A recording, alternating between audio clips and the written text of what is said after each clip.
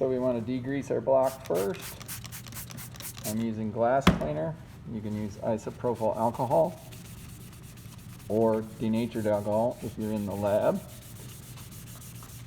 This is important with linoleum because otherwise the transfer won't work. With other blocks, it may not be necessary to do it, but it's always kind of a good idea. I've got our image. We're going to tape it down so that it doesn't move.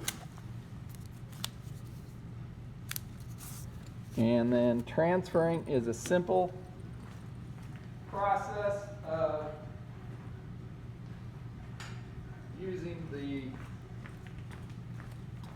Chartpak marker, which is a concentrated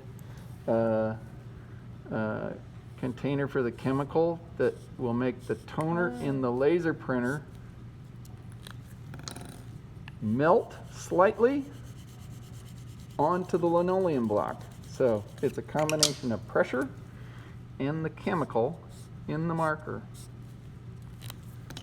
There are other chemicals that you can use, but this one in the marker makes it really handy.